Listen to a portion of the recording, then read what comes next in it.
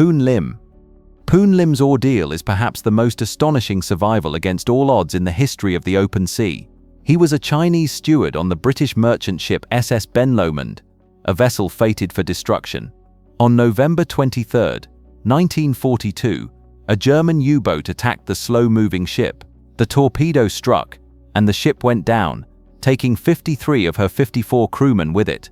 Lim, the sole survivor, grabbed a life jacket and leaped into the Atlantic as the ship sank. For hours he swam, a lone figure in a vast, indifferent ocean. Then, a miracle. An 8-foot square wooden raft appeared, a tiny island of hope. The raft held a small cache of supplies, water, biscuits, chocolate, and flares. But these would not last. For 133 days, Lim drifted. He learned to fish using a wire from a flashlight and a hook fashioned from a nail. He caught rainwater in a canvas life jacket. He even managed to catch and kill a shark, drinking its blood to quench his thirst when rain was scarce. He saw ships pass, their crews ignoring his signals or, worse, mocking him. Finally, on April 5, 1943, 3 Brazilian fishermen found him near their coast. He had drifted for nearly 1,210 kilometers and lost 9 kilograms, but he was alive. His story became a testament to human endurance, a record of survival that remains unbroken. Stephen Callahan. Stephen Callahan's journey is a chilling testament to the fine line between adventure and catastrophe. An experienced sailor and naval architect, he set out to cross the Atlantic alone in a small sloop he designed himself, the Napoleon Solo. In 1981, after leaving Spain and heading for the Canary Islands, a fierce gale mortally wounded his vessel. The boat began to take on water, forcing him to abandon ship. He escaped into a 6-foot inflatable life raft, little more than a toy in the immense ocean. Before the Napoleon Solo sank completely, Callahan managed to retrieve a survival kit, some food, and, crucially, a copy of a sea survival manual. He was adrift for 76 days. Alone on the vast Atlantic, he drifted for 3,300 kilometers, his life sustained by an ecosystem that formed around his small raft. He speared mahi-mahi and triggerfish, caught birds, and collected barnacles. He faced storms, sharks, and the constant gnawing despair of isolation. He spotted 9 ships during his ordeal. None saw him. His flares went unnoticed. His journey was a descent into a primal state. Living like an aquatic caveman, he was finally rescued by fishermen off the coast of Guadeloupe, his body wasted but his spirit intact. He later described his experience as a view of heaven from a seat in hell. José Salvador Alvarenga. José Salvador Alvarenga's story is one of almost unbelievable endurance, a journey that pushed the limits of human survival. In November 2012, Alvarenga, an experienced fisherman, set out from the coast of Mexico for a 2-day fishing trip with a young crewmate, Ezequiel Cordoba. A sudden violent storm disabled their small open-topped boat, leaving them at the mercy of the Pacific Ocean. Their engine failed. Their radio died. They were lost. For months, they drifted, surviving on a diet of raw fish, turtles, and small birds. They drank rainwater when it fell, and in desperate times, their own urine and turtle blood. The psychological toll was immense. Cordoba, unable to stomach the raw food, eventually refused to eat and died, leaving Alvarenga utterly alone. He kept his young companion's body on the boat for days, talking to it until he accepted the reality of his solitude. He drifted for 438 days, a staggering 14 months, across more than 10,000 kilometers of open ocean. His journey is the longest known solo survival at sea. He finally washed ashore on the Eben Atoll in the Marshall Islands in January 2014, his body emaciated, his hair and beard matted and long. The islanders who found him could not believe his story. It was a tale of horror, of loss, and of a will to live that simply refused to be extinguished. The Robertson Family. The Robertson family's ordeal is a harrowing saga of familial strength against the fury of the sea. In 1971, Dougal and Lynn Robertson, along with their 3 children and a young family friend, embarked on a dream voyage around the world aboard their wooden schooner, the Lucette. For 18 months, their journey was an idyllic adventure, but on June 15, 1972, in the Pacific Ocean, their dream turned into a nightmare. A pod of killer whales attacked their vessel, splintering the hull and sinking the ship within minutes, The family scrambled aboard a small inflatable life raft and a dinghy, salvaging what little they could, emergency rations for 3 days and water for 10. For 38 agonizing days, they were adrift. The inflatable raft deteriorated, forcing them to cram into the tiny dinghy. They survived by collecting rainwater and drinking the blood of turtles they caught. They endured storms, starvation, and the constant crushing knowledge that no one was looking for them. Their rescue by a Japanese fishing trawler was a moment of sheer chance, a flare spotted in the vast emptiness of the ocean. Their story, a testament to raw courage and ingenuity, remains a powerful account of a family that refused to surrender to the savage sea. Maurice and Maralyn Bailey. Maurice and Maralyn Bailey's story is one of quiet determination and profound love in the face of absolute desolation. In 1973, the British couple set sail from England on their yacht, the Maralyn, bound for New Zealand. On March 4th, their journey was violently interrupted when a whale struck their 31-foot vessel in the Pacific. As the Maralyn sank, they transferred what supplies they could to a small inflatable raft. For 118 days, they drifted across 2,400 kilometers of open ocean. Their initial food supplies quickly ran out. They were forced to eat sea turtles, birds, and fish, a grim necessity for the vegetarian couple. They endured violent storms that capsized their raft and the crushing disappointment of seeing 7 ships pass them by, their flares failing to attract attention. They suffered from saltwater sores and severe malnutrition, each losing around 18 kilograms. Yet they never lost hope. They supported each other, with Maralyn's unwavering optimism bolstering Maurice's spirits. On June 30th, 1973, the crew of a South Korean fishing boat spotted their raft and rescued them. Their survival is a remarkable tale of human resilience and the unbreakable bond between two people facing the abyss together. The crew of the Rose Noelle. The crew of the Rose Noelle faced a trial that reads like a modern-day mariner's horror story. In June 1989, 4 men, John Glennie, Rick Hellriegel, Phil Hoffman, and Jim Nalepka, were sailing the trimaran Rose Noelle from New Zealand to Tonga when a monstrous rogue wave capsized the vessel. The boat did not sink, but remained overturned, a floating tomb in the vast South Pacific. Trapped in a small, dark, and damp pocket of the hull, the men were plunged into a terrifying new reality.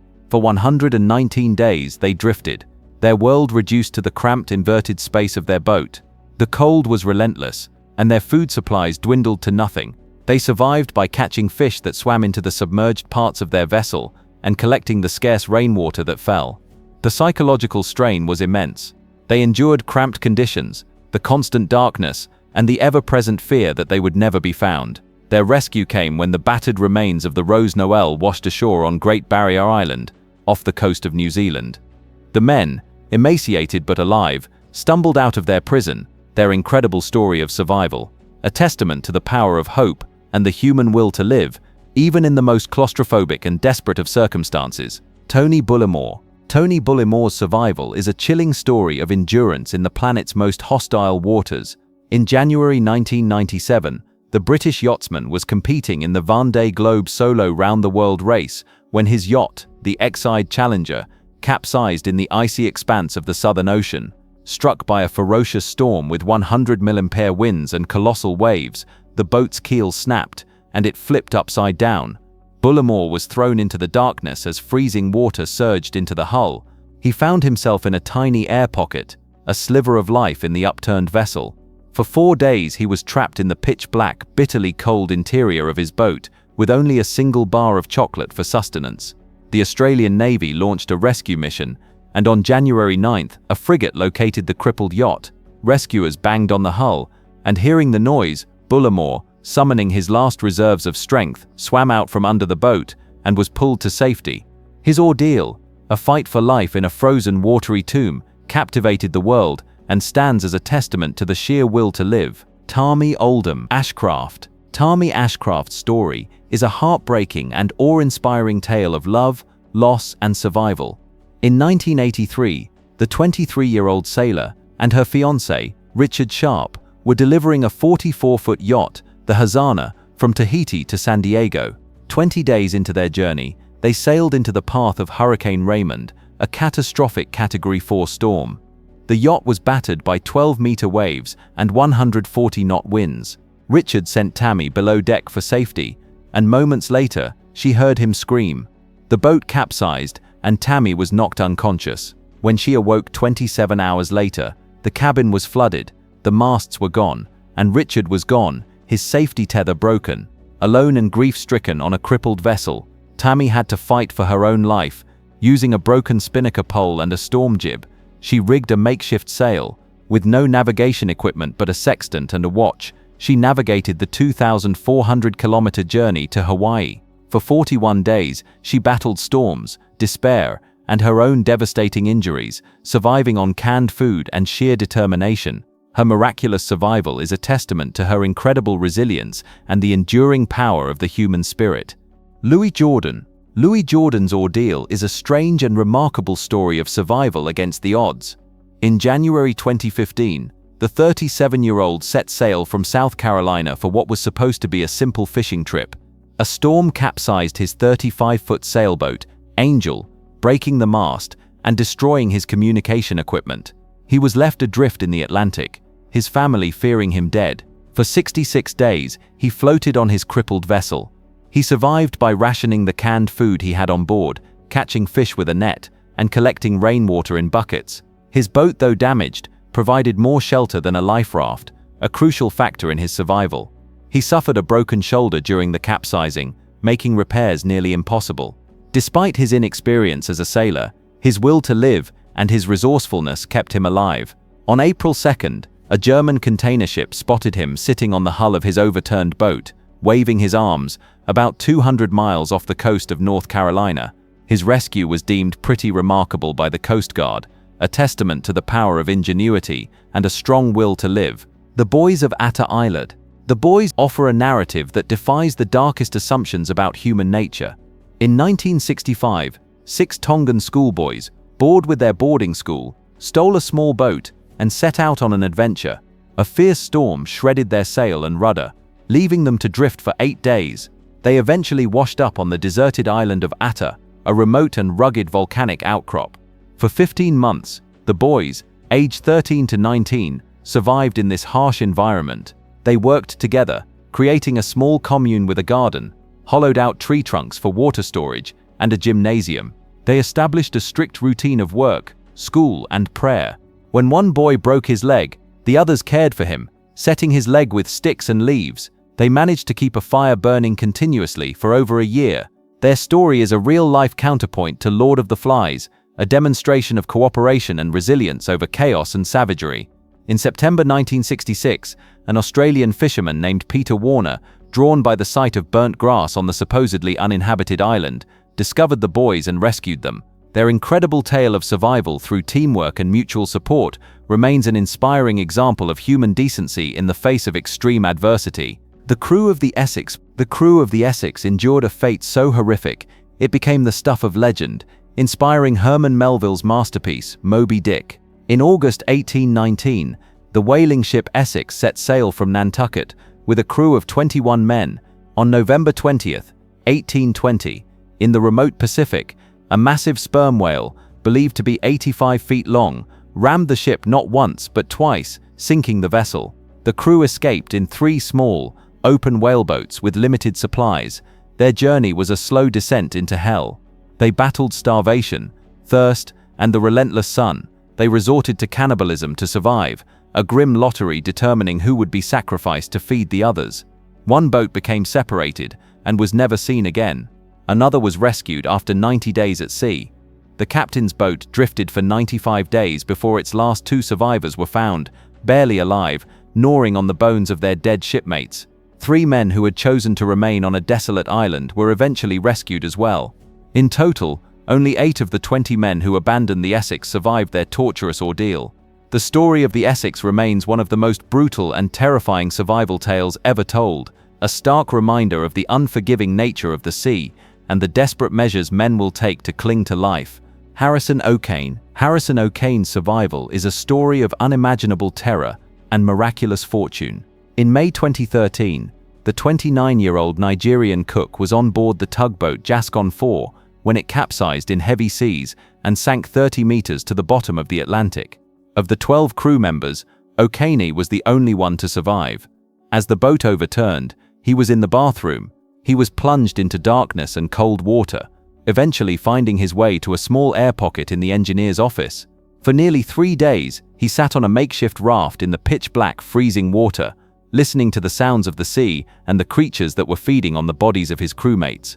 He had no food and only a single can of soda. The oxygen in his small air pocket was dwindling. He was certain he would die.